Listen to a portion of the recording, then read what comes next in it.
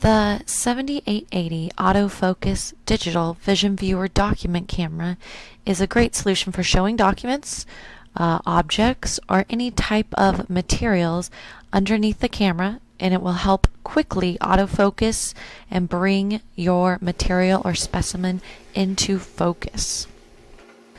Once you have installed Applied Vision 4 software on your computer, the document camera is very easy to use. It is a plug and play feature, so all you have to do is plug the USB end into your USB port and launch Applied Vision 4 software. Opening Applied Vision 4 software will automatically enact that your document camera, live camera, will show up as you see. First, you want to go up to the left-hand corner, click File, Properties, and make sure all of your check marks are checked and activated. This launches your camera each time. You can see our camera is the USB video device. We have taken no snapshots. There is an advanced feature with image comparison we'll talk about later. And the most important thing to do first is the help section. You're going to want to make sure you go and update your options. I would say you always want to download and install all updates every time they're offered. We usually put out updates every couple months. Click OK. Next, we'll bring your camera live into full view. As you see, we'll go through some of the buttons. You can do full screen viewing. You select the full screen button, and that's going to be shown on your computer, and if you're hooked up to a projector, it will show this full screen of whatever you have underneath. You do have buttons on that right side. You can flip images, make them darker and brighter, zoom in very far as you see, or return to that original picture. Exit out. And your next button is going to be Take Snapshot and Annotate. So this is where you're taking a still image snapshot, and now you have annotation tools that you can use. I could freehand paint, I could use text, I could do rectangles, squares, lines. You have many options to annotate with. All you have to do is pick an annotation that you want to use. Pick a size, that's for my lines, you can see, and pick a color. So we are going to pick red, and I'm going to show you some freehand. There is a nice circle. And just FYI that all of these tools work with an interactive whiteboard if you're using it with an interactive whiteboard. Text. Next, I'm going to write in what I'm seeing. Flowers. And you see right now, I can't really see my text very well. So this is when you go and use your selection tool. You press on it. Now I can move my text anywhere I want. I can make it larger with the tiny blue arrows, and I can change the color. Green. I like the green. Click out of that box and it's set and ready to go. Next, you can see I'm picking the square tool. We do have just an outline border square, and we also have a filled in square. Finally, you'll see the line. You can choose line, you can choose what you want to draw. Very simple.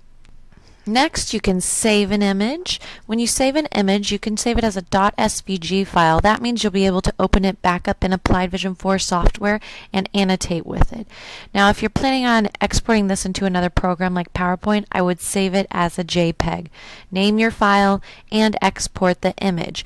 Right now, you see it's exporting at 1280 by 1024 pixels. That's because we're at that high resolution. Keep that pixels when you're doing single snapshots. Press OK. You can also copy the picture on a clipboard, and that allows you to insert it into another program such as Microsoft PowerPoint. You can open an image if you want, open a saved image. You can also print to a saved image. Then you can finally undo and redo what you've annotated on the subject. So you're going to see that it's doing both of these. Finally, that little broom's going to allow you to clear all your images. But once you hit this to clear all images, then you're not going to be able to bring them back up at the end. Now we're looking at a live image view of some text. You're going to see that when I press Enable Autofocus, that means that my camera is always going to be focusing on what's ever underneath it. So you see it's auto-focused in on the text. You can see I put my finger in, and you're going to see that when you start adding objects into the camera view, the autofocus is always going to magically, as you're seeing, readjust.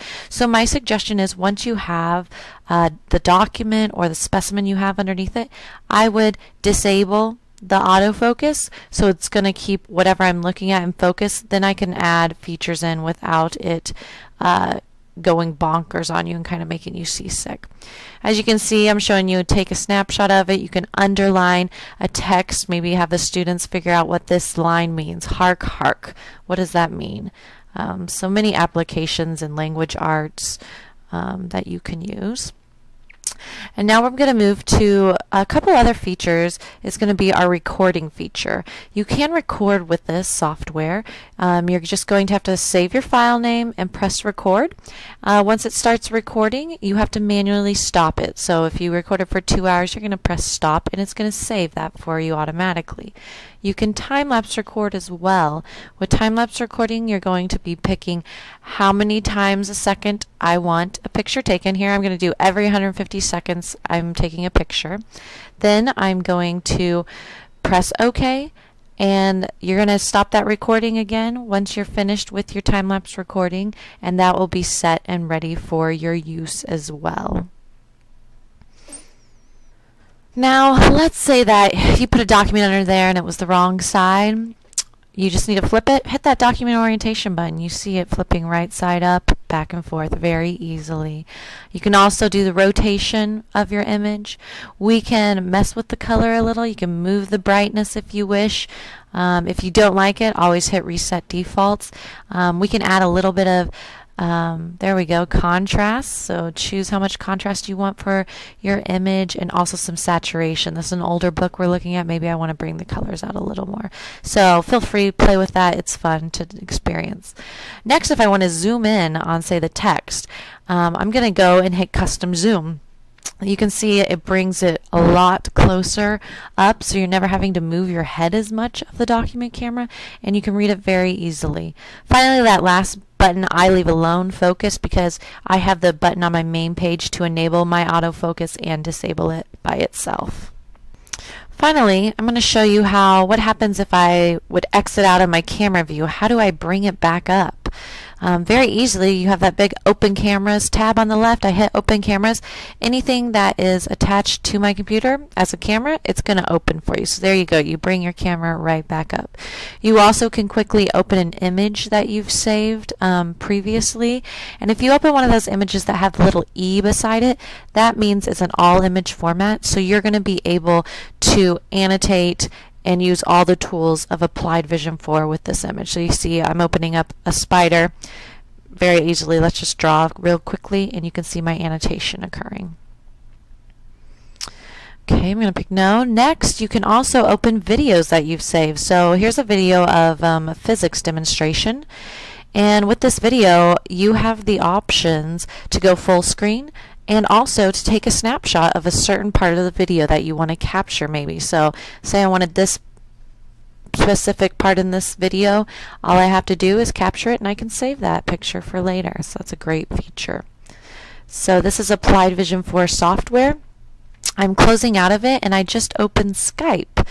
What's great about Kinovision document cameras is that they are driverless. So in Skype, I'm moving over to my video settings and I want to use this as a webcam. So I have a microphone hooked up and then I'm using, there you go, your 7880 Vision Viewer, there I am, as a webcam. So many, many uses for this, and with the driverless feature of Applied Vision 4 software, you can use it in many ways possible.